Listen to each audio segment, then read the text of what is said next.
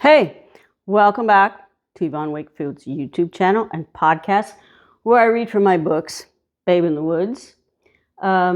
We finished Babe in the Woods, Building a Life One Log at a Time. We're on to self-portrait tonight. So we finished chapter 9, which I'll recap, and then we'll go into chapter 10 tonight. But I have to, if you'll remember Teddy, he's the dog I co-adopted in the winter. Well, he had his first school class yesterday. He went to the schoolhouse. He was a very good dog. Next week, we'll give you some of his shots of what he learned. He's learned to sit. Oh, look at that. He says sit and down, stay and touch and come. So next week, Teddy will get to show off. Won't you, Teddy? You can stay here if you want, or you can go down, okay?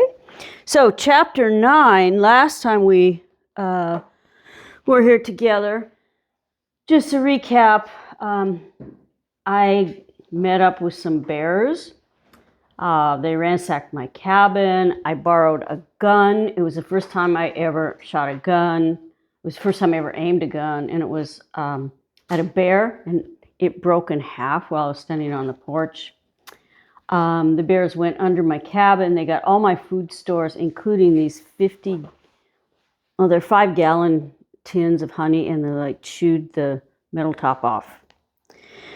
Okay, so we are going to go into chapter 10, and that's called Me, Myself, and I. And Teddy is now harassing Arturo on the floor. They're such love bugs. It's so cute. You should do your own YouTube channel. You and Teddy. Okay. Me, Myself, and I. Emory. Remember, Emory is the guy who owns the bakery. I actually tried to buy that building a few years ago.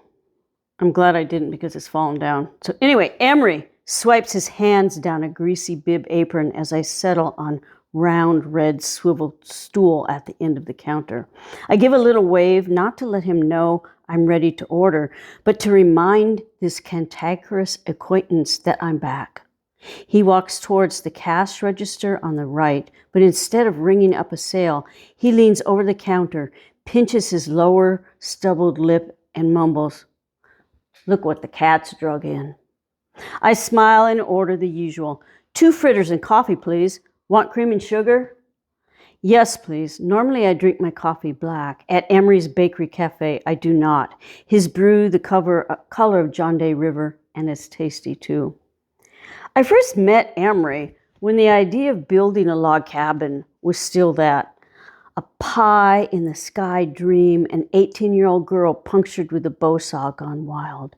Back then, green as the tree that nearly creamed this feller's first attempt, I nursed a headache in this come-atable cafe named after the man who ran it. Emory is as bald-plated and blistery as he was the first time I met him. Somehow I got past the gruff demeanor that kept some people away and others in line in his business. Mostly I stopped in more hungry for a chat than something to eat. Usually he spared a minute for me between slinging food-filled plates to customers. Today I've come with a single question. Can I use your dumpster? This question leads to discussion of the spoils in my truck bed.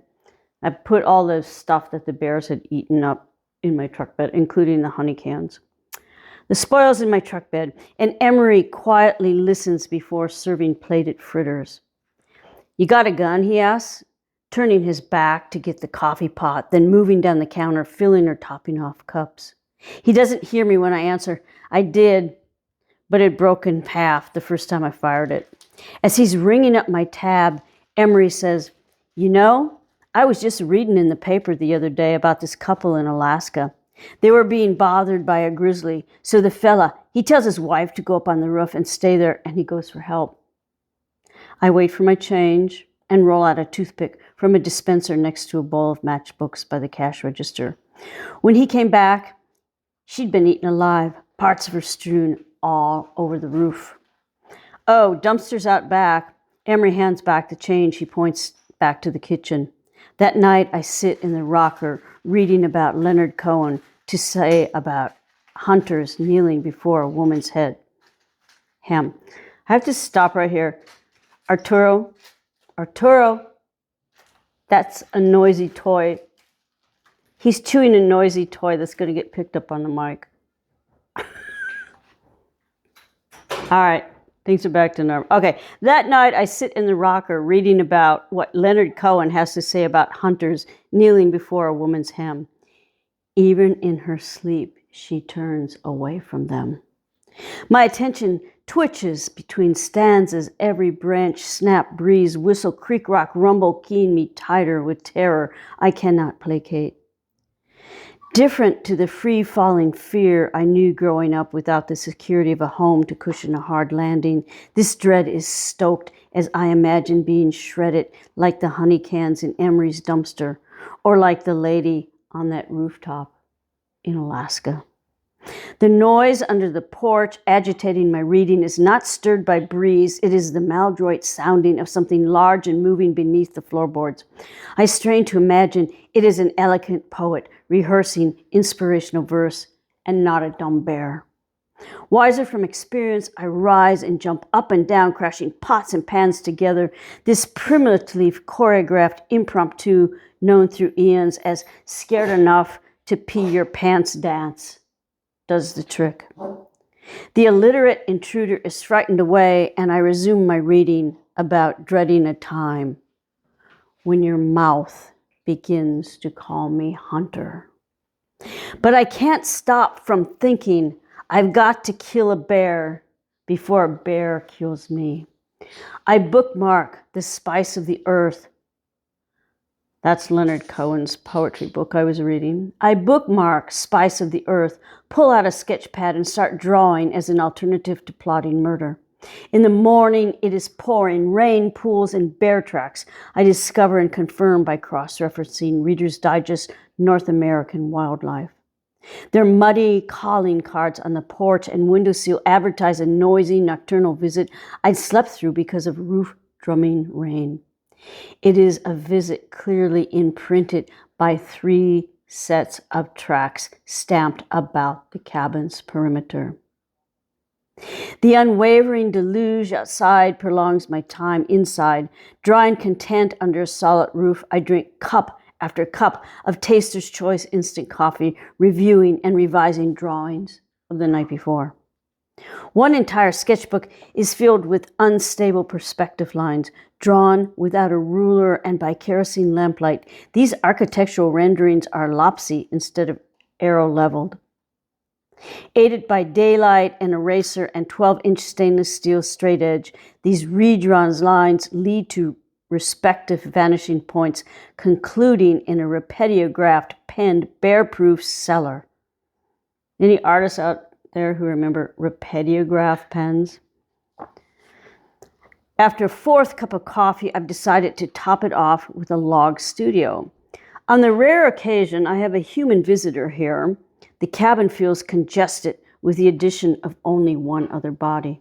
Surrounded by thousands of wilderness acres, this 20 by 24-foot space can really only comfortably accommodate 3 if they are limited to me, myself, and I. If I had an extra space like a studio, I wouldn't need to set my easel on the porch to paint. A separate studio would also free up more room in the cabin to entertain guests.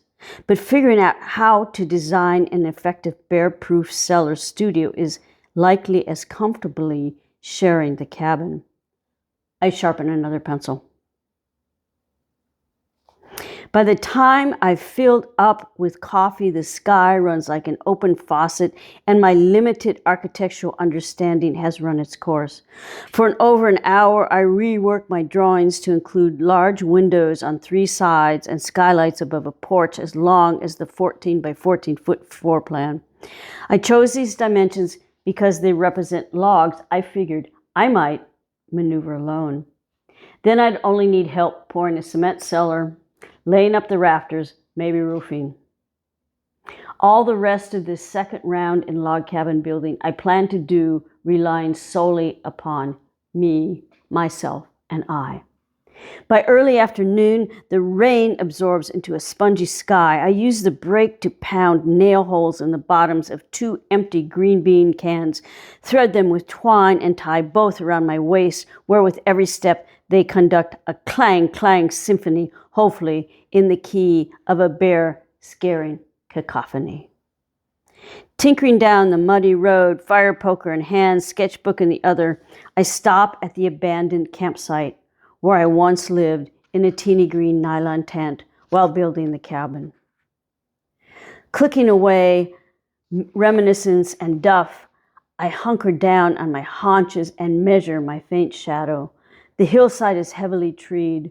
Cutting the surrounding pine and fir would widen this woody aperture, so full morning and afternoon light would flood this old haunt, with the fallen bucked skin into building logs.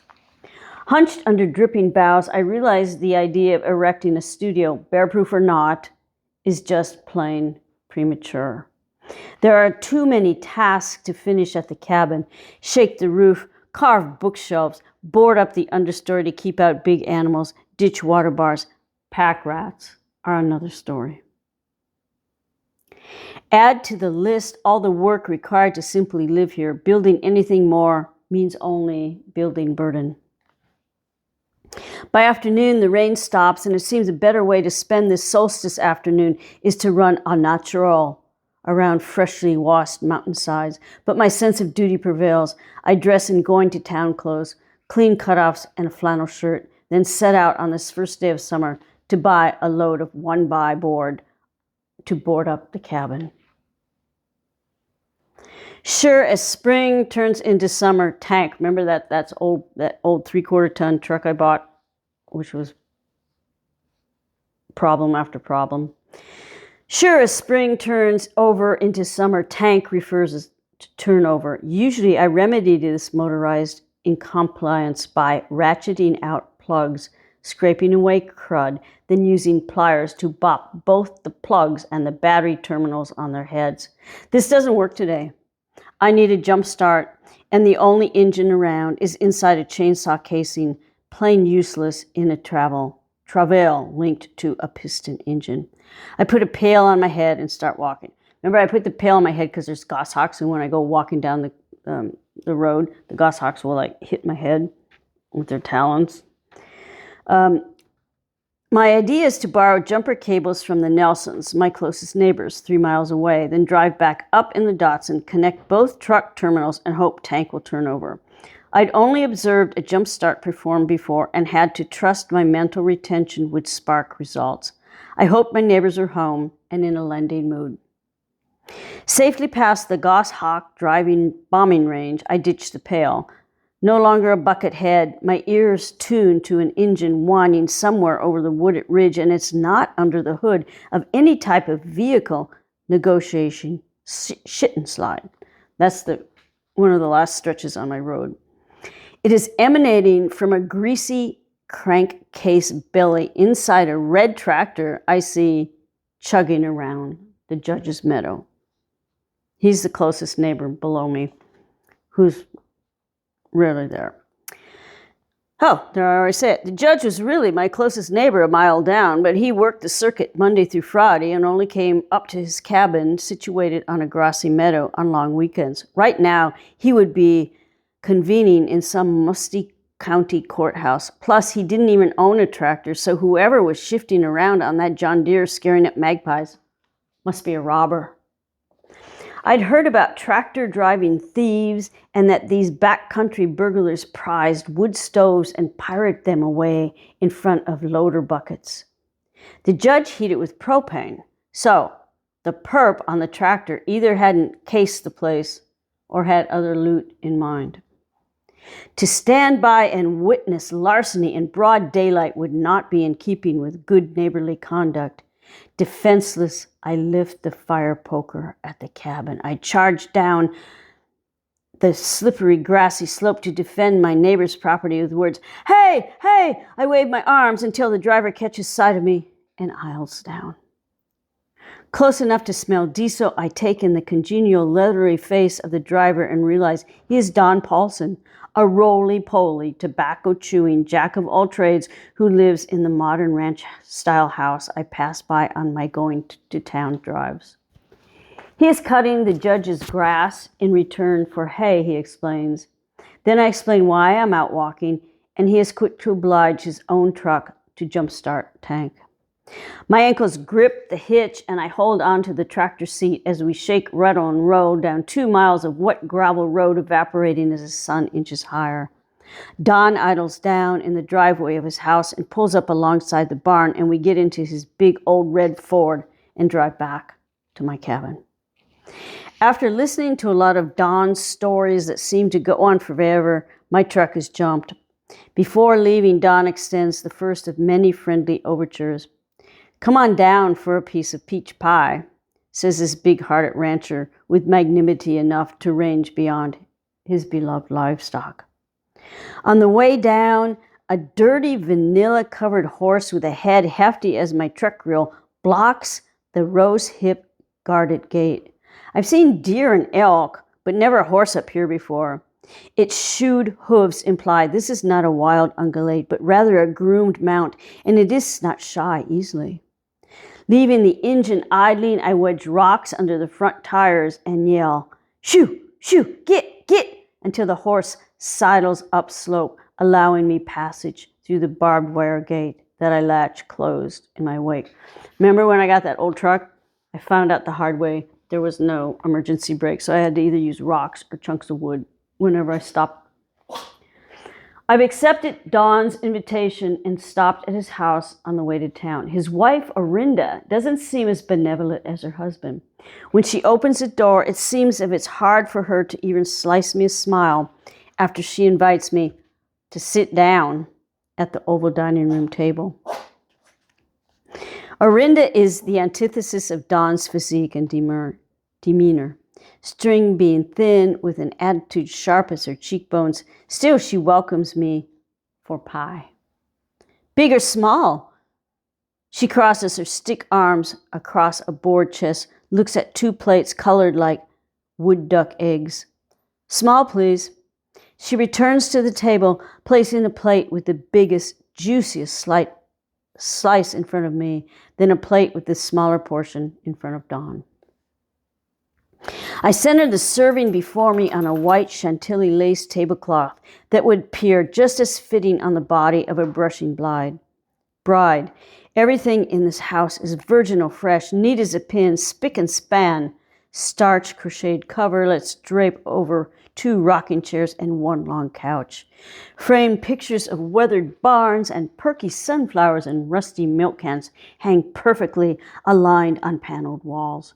The house is air-conditioned and so clean a housefly would certainly die barren trying to find a breeding surface here. All right, Teddy wants to come up. There you go, buddy. Sit down. Come on. Orinda, in her crisp, pale yellow blouse and matching slacks, leans against the kitchen counter, sterile enough to perform surgeries. Ouch, you just bit me. Stop it. Orinda, in her crisp, pale yellow blouse and matching slacks, leans against the kitchen counter, sterile enough to perform surgeries on, and watches as I fork into flaky crust. Compared to her, I look like something scraped from barnyard boots. "Take your hat off at the table."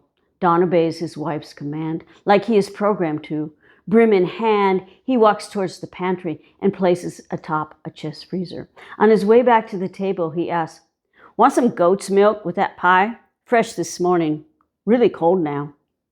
Without waiting for a reply, he opens the refrigerator door and retrieves a Folgers coffee can and pours out 2 glasses, then carries both to the table and hands me one. "Orinda don't much care for it," he says, taking a slurp and sliding me a wink. We eat sweet pie and drink gamey milk, make small talk, and Orinda seems to warm to me until Don asks, "Want to see my turd collection?" As with the goat's milk, Don moves before I can answer and swiftly returns to the table with a flat cardboard box that looks like it should hold a sharply folded Brooke Brothers dress shirt instead of what's inside. He lifts the lid, unfolds his paper tissue, and spreads it beside his empty pie plate. Don pulls out and aligns the contents one by one, examining each piece of excrement as precisely as a diamond jeweler with a loupe. This one's coyote. You can tell by the little bones in it. See? I do see. Pin-sized phalanges claw out of fur-pricked, desiccated fecal fissures. This here's elk in spring, because it's more like a patty. He holds out a furless, crumbly, cookie-shaped specimen. And this here's elk in the fall, because there's less fresh grass to eat. Don jiggles nuggets in his hand like dice. This is bear. He places an elongated excretion beside the elk patties. You can tell because there's bark and ants mixed in there too. All this time, Orinda has her neck and back turned, re-washing the empty pie plate. I'm engrossed in my first scatology lesson, which ends abruptly when Don adds, after displaying a cougar poop, "Want to see its thing?" He ignores his wife's protest, reaches into his pocket, and pulls out a small ivory-colored owl. See? It's got this little curve at the end. Cougar's only animal I know with a bone in his thigh. Like many of the stories Don will tell me, stories with just enough credibility to make the outlandish sound convincing, I am left to contemplate the hillbilly toothpick he repockets. "Thank you for the pie. I don't believe I've ever had peach pie before," I say edgingly, hoping to deflect the tongue lashing I sense Orinda is about to unleash on her husband. I carry my plate, recently scraped clean of a second piece, to the sink. Orinda yanks it from my hand. "Wasn't good as fresh. These were canned," she says, scrubbing the plate with foamy vengeance. "Can't get fresh peaches from Kimberly until July." This is the most talkative Orinda has been since I arrived, and I want to prolong the conversation and ask how to find this peachy philanthropist named Kimberly, but I'm eager to get down to buy boards. By now it's afternoon. Besides peach pie and goat milk, Taster's Choice has barely softened my hunger. I'm ragged from lack of sleep, and my fingernails are jam-packed with engine grease. "Do you really want to be doing this?" I question my haggard reflection in the rearview mirror and shift into gear. "No," I answer without hesitation. "Is this the life you want to be living?" "Hell no." I'm quicker to answer. Teddy wants into this. I'm quicker to answer, popping into second. I didn't want to be on a mountainside ruled by bears and bossy birds. Then again, I do want to be on this mountainside, and therefore, these inconveniences must be brushed off as minor because, truthfully, this is the only place I have to call home. Dale is in the saw shed, peeling a log on line. Scab slabs topple onto the chain conveyor belt that drops them to turn into haphazard pile below the deck. The trimmings will later transpire into spiraling smoke inside the teepee burner. When Dale sees me waving, he switches off the gyrating blade, tall as a man, and it whirs to a slow, ear-piercing stop. "Hi, Yvonne." Remember everybody was over there? They're all dead now, but they all called me Yvonne. "Hi, Yvonne." He removes his cruddy cap and wipes away sweaty sawdust. Not one for small talk, which is a big factor in business transactions around here. I get right to the point. "I need some one-by." "What for?" He wipes his brow with a red bandana, as seasoned as the cap he replaces on his thinning pate. "I want up to board the bottom of the cabin." "'Cause of the bear?" "Yep. I'm learning the workings of one word that cuts the chase of small talk." Dale leads me to the stacks of rough cut. Together we lift 8 and 12-foot-long boards separated by sticker stock and load them into my truck bed. "Yvonne, don't go busting your milks." Dale looks at the tank top beneath my flannel shirt as I labor with a burden of 4 boards. I lighten the tit-topping board load by 2 as I mull over this county colloquialism and button up my shirt before lifting anything more. On the last load, I removed the red bandana in my back pocket and Stanley taped it to the end of a 12-footer. I pay cash for the boards and drive to the shadowy side of the stone-walled Prairie City hardware store. There I buy a box of 12-penny nails. I won't use all 50 pounds hammering the batting, but it's half the price to buy nails in bulk than a measured paper sack. You want a hand with that? Oh, thanks, I can do it myself, I tell the cashier. He's the same man who told me the last time I was there buying spikes that being okay meant simply being warm and fed. I crouch down to lift the carton, hoist it to my hip level, and waddle out the door to remind him I'm beyond okay. With a huff and heave, I drop the box and let it slide down boards angling over the tailgate. It thuds to a rest against the cab, the weight anchoring the boards to keep them from bouncing out. A strategy I wished I'd enacted the last time I hauled up a load of flooring. The strange horse is back at the rosehip gate and only swishes its tail when I beep. Doesn't move a muscle, even after I lean on the horn and slam the door twice for an effect that doesn't register a blink of its eye. It stands there like it owns the road, and it does too, because I can't drive around a flat flank as wide as the egress. I get out, block the tires, and pull the red rag from the bed, swinging it overhead and hollering up a storm enough to scare a goshawk into outer space. Not that horse, though. It remains grounded on the hubcap-sized hooves as its penis descends, confirming this is no mare, and pees a stream strong enough to erode the ground beneath its barreled chest. Drained, the horse clomps up slope, allowing me to pass. That night I collapse into a sleep broken by sounds I want to pass off as mice. In the morning I discover it wasn't rodents keeping me awake. Since the bears ripped apart the creek refrigerator box, I must buy ice to keep the perishables in the aluminum Coleman cooler on the porch. When I open the cabin door, I see it tipped over and 3 cracked eggs ooze next to an untouched block of Tillamook sharp cheddar. All in a melting puddle.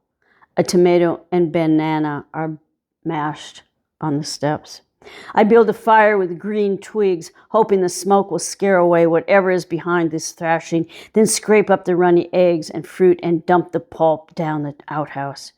Right after sunset, I carry the fire poker and empty coffee can into the loft and pull up the ladder behind me. Intermittent racket on the porch keeps me awake until darkness leaks into dawn. At sunrise, I declare, today I am getting a gun. All right, that concludes chapter 10. We're going to get into more about these bears, which have never been a bother since that time. So all of these books are available wherever you can buy books. Webster has narrated them all on audio if you don't want to listen to my blab in between. And as always, please subscribe to my YouTube channel. Look at the podcast. Maybe we'll get Teddy Bear his own page. He's being such a good boy. And as always, it's going to be solstice this week. Stay hydrated and thank the firefighters for wherever you are. We just got out of level 3 here. Bye-bye. See you next week.